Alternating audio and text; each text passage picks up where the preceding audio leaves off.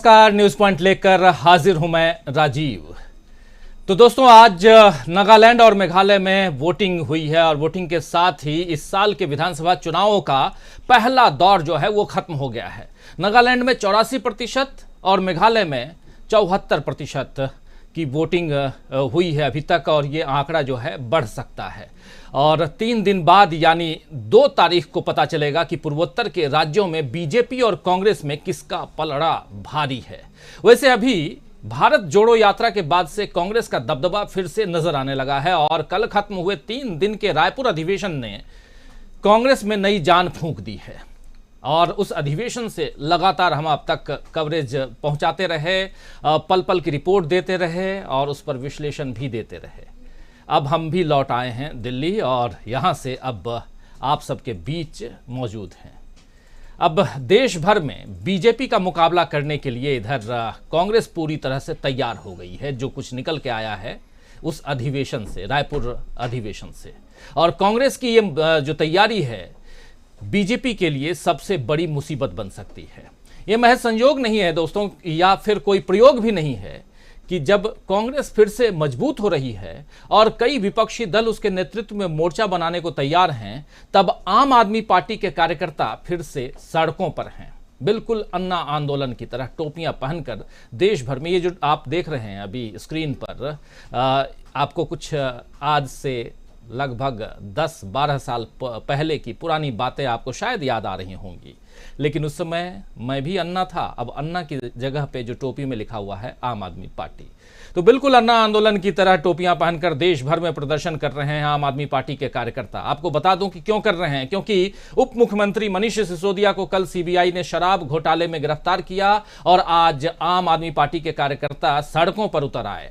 TV चैनलों पर कांग्रेस अधिवेशन की खबर गायब ही थी पहले से, लेकिन आम आदमी पार्टी के विरोध प्रदर्शन को बहुत जगह मिल रही है दिन भर, आज ही नहीं कल भी। और लगातार आम आदमी पार्टी के ये विरोध प्रदर्शन से लेकर के मनीष सिसोदिया के साथ क्या कुछ हो रहा है, ऐसे आपको बता दूं कि 5 दिनों के रिमांड पर मनीष सिसोदिया को दे दिया गया है, सीबीआई के हवाले कर दिया गया है। और कोर्ट ने अभी थोड़ी देर पहले, घंटा भर पहले ये बात भी बता दी है। तो मनीष सिसोदिया को सीबीआई ने गिरफ्तार किया कल, और लगातार टेलीविजन चैनल्स पे आप यही देख रहे होंगे। ये बिल्कुल 2011 के समय की याद दिला रहा है, जब कांग्रेस को सत्ता से हटाने की तैयारी चल रही थी। अब अगले साल फिर से आम चुनाव हैं और कांग्रेस के नेतृत्व में विपक्षी दल मिलकर बीजेपी के खिलाफ लड़ें तो शायद यूपीए 3 की पारी देश देख सकता है। और विपक्षी दल लड़ेंगे, साथ में विपक्षियों के साथ कांग्रेस आएगी। ये बात इस अधिवेशन से, जो आप तस्वीर देख रहे हैं जहां मल्लिकार्जुन खड़गे को देख रहे हैं, यानी कि रायपुर के अधिवेशन में इस बात पर भी मुहर लग चुकी है। तो लेकिन यूपीए 3 की पारी देश अगर देखता है तो किसको तकलीफ होगी, आप समझ सकते हैं। तो इसीलिए फिर से कांग्रेस के बरक्स एक नया विपक्ष दिखाने की कोशिश शुरू हो गई है। देश में पिछले आम चुनाव जब हुए थे, यानी कि 2019 में, उस वक्त कांग्रेस की स्थिति दूसरी थी। पार्टी का नेतृत्व तब राहुल गांधी कर रहे थे, लेकिन कांग्रेस के भीतर ही कई बड़े नेता उन्हें नेता स्वीकार नहीं कर पा रहे थे। अंदरूनी क्लेश बढ़ता जा रहा था और कार्यकर्ताओं में उत्साह बहुत कम था। इस बीच पुलवामा हुआ और बीजेपी की जीत की राह आसान हो गई।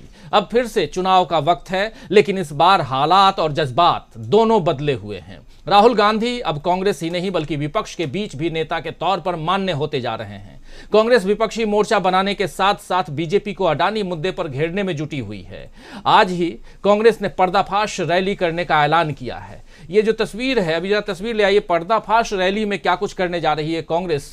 ये पर्दाफाश रैली का ये तस्वीर सोशल मीडिया पर कांग्रेस ने जारी करके बताया है कि अडानी के मामले पर मोदी सरकार की देश विरोधी खामोशी के खिलाफ 6 मार्च से 10 मार्च तक एलआईसी और सरकारी बैंकों के सामने ब्लॉक स्तरीय विरोध प्रदर्शन, मतलब ब्लॉक लेवल पर जाकर के विरोध प्रदर्शन कांग्रेस करने वाली है। 13 मार्च को राज्य के मुख्यालयों से चलो राजभवन मार्च, यानी कि राजभवन का घेराव करो, यानी जहां पर राज्यपाल साहब रहते हैं वहां।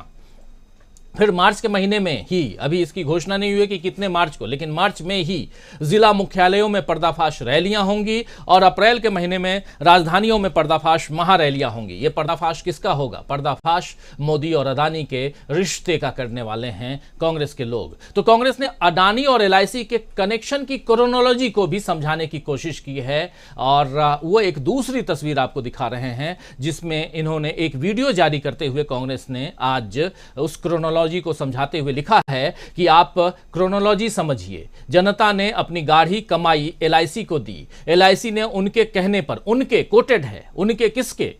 उनके कहने पर जनता का पैसा, एलआईसी ने उनके कहने पर जनता का पैसा अडानी को दिया और फिर मित्र राहत कोष में एलआईसी के 50,000 करोड़ रुपए स्वाहा हो गए।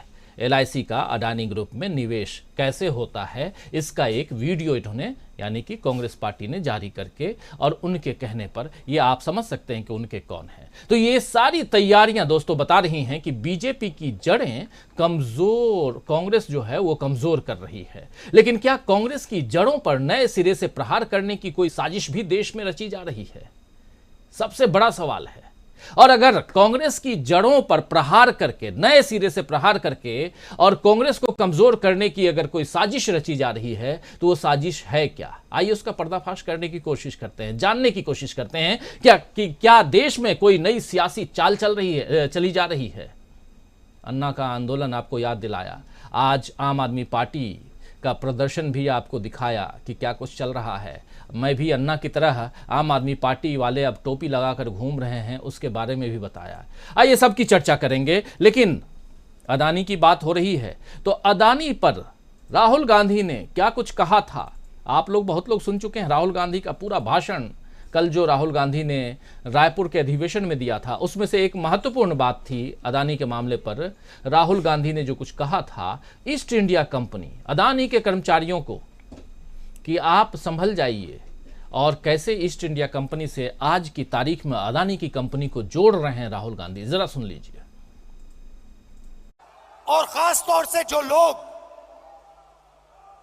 अदानी जी की कंपनी में काम करते हैं, उनसे मैं कहना चाहता हूं,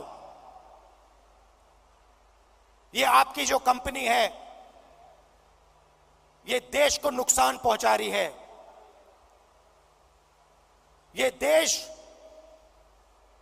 के पूरे इंफ्रास्ट्रक्चर को छीन रही है। भाइयों और बहनों, याद रखिए,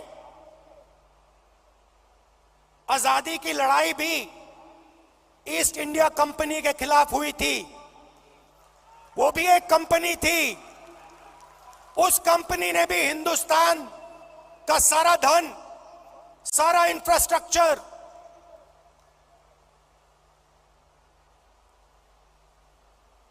पोर्ट्स, सारा का सारा उठा लिया था।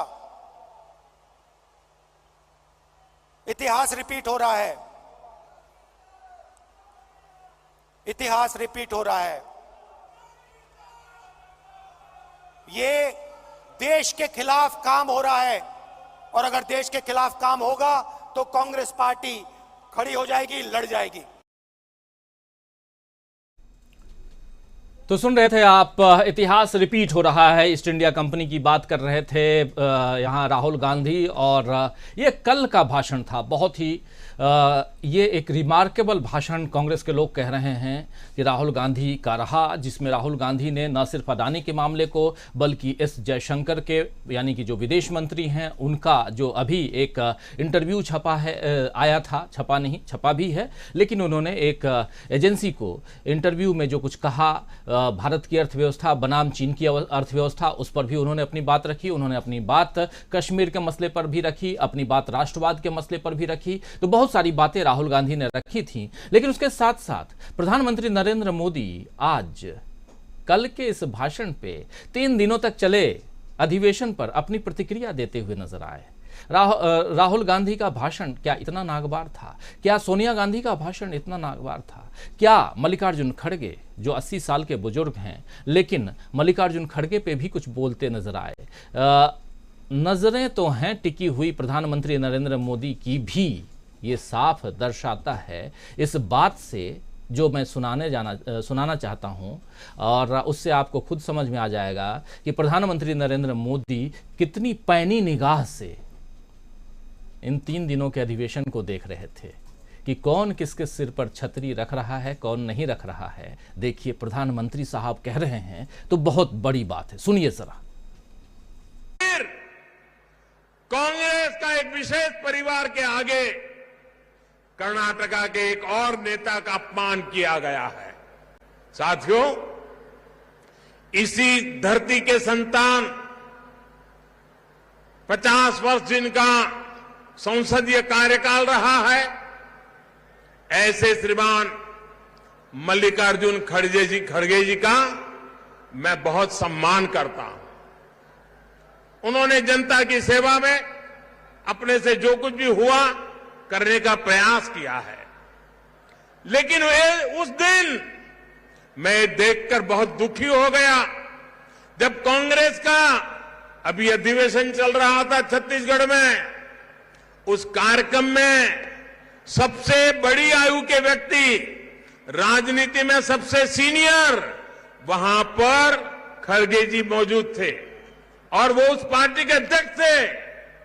धूप थी, जो भी सब खड़े थे उन सबको धूप लगना बहुत स्वाभाविक था, लेकिन धूप में वो छतरी का सौभाग्य कांग्रेस के सबसे बड़ी आयु वाले, सबसे सीनियर कांग्रेस के प्रमुख खड़गे जी के नसीब नहीं हुआ। बगल में किसी और के लिए छाता लगा गया था। ये बताता है, कहने को तो खड़गे जी कांग्रेस अध्यक्ष हैं, लेकिन कांग्रेस में जिस तरह उनके साथ बर्ताव होता है वो देखकर पूरी दुनिया देख भी रही है और समझ भी रही है कि रिमोट कंट्रोल किसके हाथ में है। परिवारवाद के इसी संकंजे में आज देश की अनेक पार्टियां जकड़ी हुई हैं। इसी सिकंजे तो सुन रहे थे आप, प्रधानमंत्री नरेंद्र मोदी आज भाषण दे रहे थे कर्नाटक में और बेलगावी में, और वहां कह रहे हैं, जिक्र कर रहे हैं कांग्रेस के 3 दिवसीय अधिवेशन का, किसके सिर पे छतरी है, किसके सिर पर छतरी नहीं है, और क्यों इतना प्रेम दर्शा रहे हैं, दिखा रहे हैं मल्लिकार्जुन खड़गे पर। समझ सकते हैं आप। लेकिन यहां भी अदानी की बात नहीं कर रहे हैं। यही तो कांग्रेस पूछ रही है कि भाई साहब, आप हमारे प्रेसिडेंट की बात तो कर रहे हैं, लेकिन अदानी साहब की बात कब करेंगे। आइए